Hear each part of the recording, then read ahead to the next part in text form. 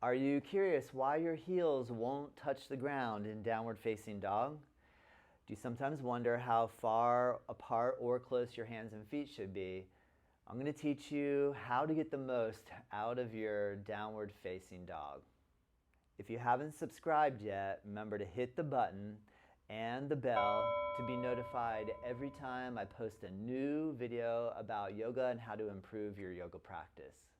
Over the last 20 years of teaching yoga here in Florida and around the world, I've had the opportunity to help countless students find the joy of downward facing dog. I'm so excited to teach you what I've learned. The first tip that I'd like to share in downward facing dog is the width of the hands and the placement of the fingers. So ideally in down dog, we're going to adjust the hands to be shoulder width. So a common mistake might be taking the hands a little too wide, wider than the shoulders, and this one is a less common mistake, but sometimes going more narrow than the shoulders also is not ideal. So we want to align our hands directly underneath the shoulders, and with the fingers, we want to separate the fingers, getting a good firm contact of the fingers down against the floor. The next big question is, should my middle fingers be facing directly forward? Should I turn my index finger forward with my hands turned out? And then again, less popular, what I want to turn in. A lot of that has to do with what and how our shoulders are aligned. The simple answer, aim your middle finger directly forward so that this sets up the alignment of the wrist equal or even with the arm bones. So hands shoulder width apart, direct middle finger forward. The second tip that I'd like to share with you on how to improve the downward facing dog is question being, what should I do with my shoulders in down dog? So the answer is external rotation.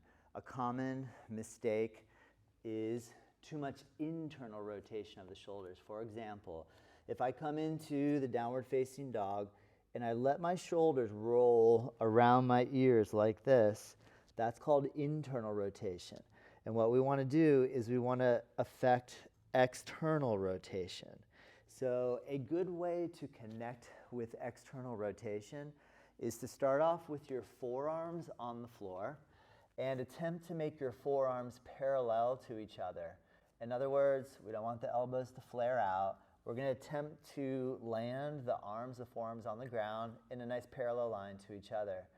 And so what this does is it holds our shoulders in the external rotation motion. So what we can do is come onto the elbows and practice keeping the elbows in the same line as the hands, the same width as the shoulders, and lift the hips up. You're going to feel a really strong stretch around the sides of your scapula, shoulder blades, and so this creates a good stretch for these muscles on the kind of side and back edge of your spine, back and or shoulder blades.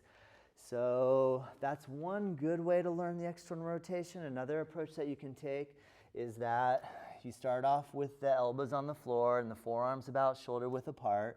You can practice lifting up and feeling that deep stretch and getting a sense for what it's like to hold it here when you have weight down against your arms and shoulders. And then when you come into the downward facing dog, you're going to try to imitate that same stretching sensation.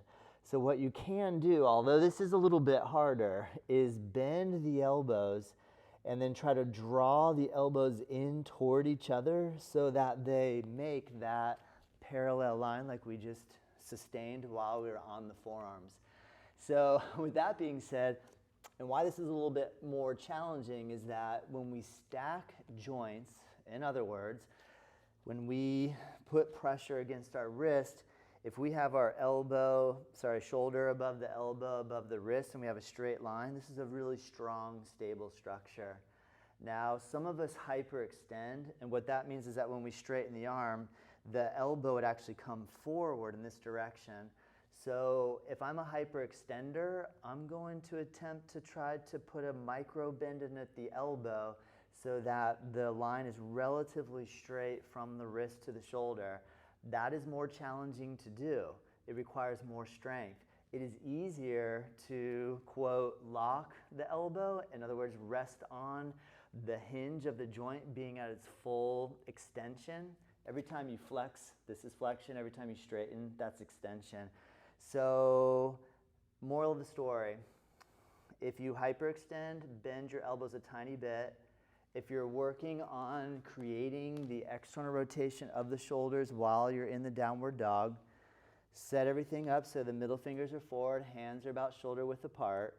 And when you create your down dog, what we can do, bend the elbows a little bit and draw them in. And by practicing this, you're going to create a lot of space around the upper trapezius, and it'll take pressure off of your neck and shoulders.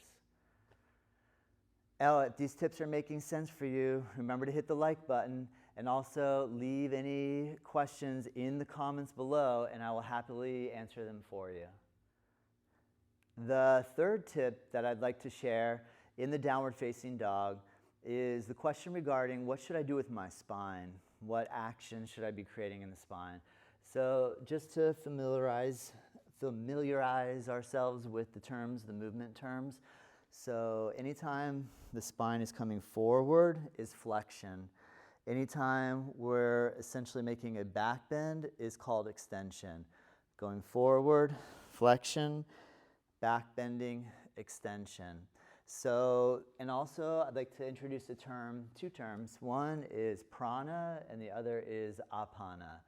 Prana is the lifting force, the energy moving up. Apana is the grounding force, the energy moving down. Yoga is a balance of opposing forces. While we're practicing hatha yoga and or asana, yoga postures, we are balancing these opposing forces. So with all that being said, there is what is called a prana dog, a prana downward dog, and an expression of the apana dog or the apana downward dog, the downward pulling energy. So what that looks like is what Iyengar yoga is well known for, and sometimes you'll see yoga teachers like Dharma Mitra, when they practice the downward facing dog, the prana dog is associated with the movement of extension. So the idea is that we would actually bring the head down below the plane of the shoulders and the hips.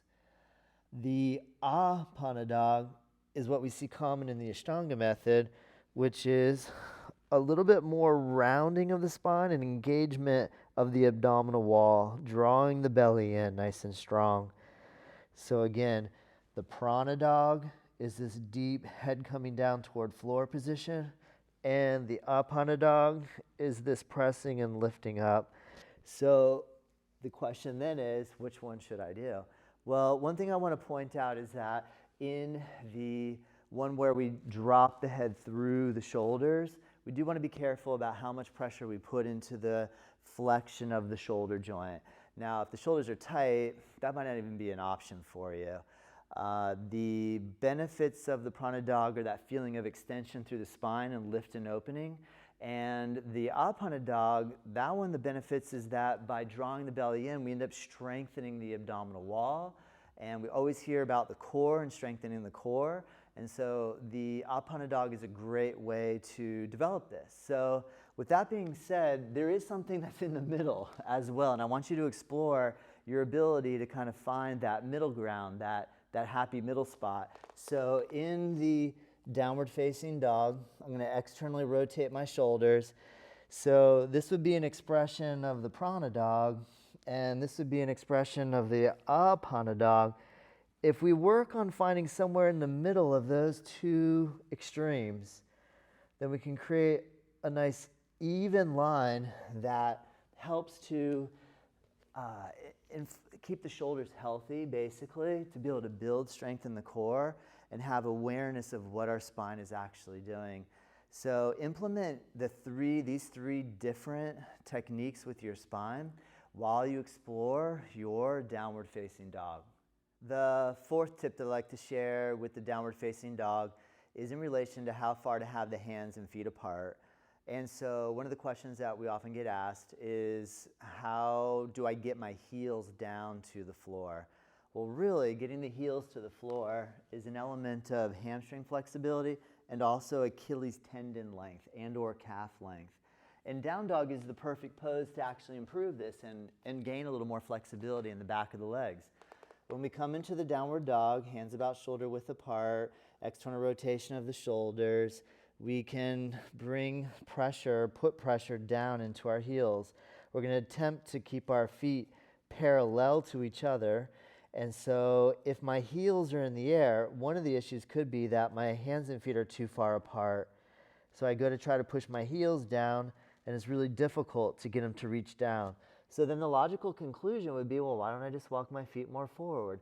And that is logical, and that does make sense. And so in some cases, that's what you'll want to do. And you'll find that you're able to get your heels to come closer down toward the ground. Now, if my Achilles and calves are tight, the other thing that sometimes students will want to do is bring their feet into narrow. There's the feeling of success that I have now achieved getting my heels on the ground, but the weight distribution is off. The majority of the pressure is now on my hands. So what I suggest is take your feet back so that one way to measure it off is that when your hands, knees, and feet are on the floor with your toes curled under, try to have your hands just slightly forward of your shoulders with your hips directly above your knees, like this. And so then when you go to press into the downward facing dog, you'll be at about just the right amount of distance. Now, if your heels are still in the air, that's no problem. Maintain the pressure going down towards your heels. And that way you have created a relatively equal tipping point where if this is my hips and these are my hands, and this is my hips and these are my feet, we are basically like creating a house of cards, two cards leaning against each other. They have to be perfectly balanced to be able to maintain the stability. And in essence, that's what we're trying to do. We don't want to make it a really steep TP. We're going to try to widen the positioning just enough that we have these two lines creating a relative 90-degree angle at the hips. So point being, go ahead and press your heels down. Don't walk them too far up.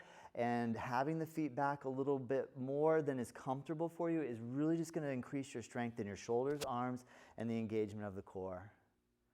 The fifth tip that I'd like to share in relation to downward facing dog is the question of, should I have my knees bent, my legs straight, and how wide apart should my feet be? So to answer these questions, let's start with the knees. And again, in relation to anatomical terminology of movement, anytime your knee bends, that's flexion. Anytime your leg straightens or knee straightens, that's extension. So when we're in downward facing dog, the answer is yes, we would like to extend our knees fully. That way we'll create a straight line with the legs. And so if my knees are bending, I'm going to attempt to press my knees back. Easier said than done. If the hamstrings are tight, the practice of downward dog will help to correct this. However, if my heels are up and I need to have a little bend in my knees, that's totally fine. Just start to get acquainted. But once you have the position, you're able to sustain the strength and balance of your hands. Work toward extending the knees fully, pressing them all the way back. What also will happen is that I feel like I can get my heels down a little lower when I have my knees bent. I go to straighten my legs and my heels come even higher off the ground. That's why I want to bend my knees. Go ahead and start practicing straighten the legs all of the way and engage the quadriceps at the front of your thighs so that your kneecaps lift. While holding really strong legs, then leverage into the press of your hands and aim the heels to come down toward the floor. Good. And then the other part of this question is, how wide apart should my feet be? And the answer is about the width of the hips. So you have where the femurs attach into the hip socket, and we're going to attempt to have our feet about the same width as the hips. If from this angle I demonstrate, when I come into the downward dog, here my feet are together, here my feet are about hip width apart, and here my feet are wider than the hips. Bring your feet about hip width apart, so the legs are making two even parallel lines with each other in the connection of your hips down to your heels to the floor. There are a lot of different expressions of the downward dog, as you can see. There's the prana dog, the apana dog, extending the spine, flexing the spine. There's feet together, there's feet apart. These ideas are based upon the alignment techniques that I've learned studying in multiple traditions. So the main thing to remember, have fun, do the best you can, get inspiration from fellow practitioners. If a teacher has advice for you that's different to what I'm teaching you here now, be open to that. Explore, enjoy your yoga practice, and ultimately stay safe and healthy. Do you want to put these skills into practice? You can practice with me daily here at Native Yoga Center by joining our 2 weeks free live stream unlimited yoga. Check out the link in the notes below and come join me. Remember to subscribe and check out this other video on upward facing dog.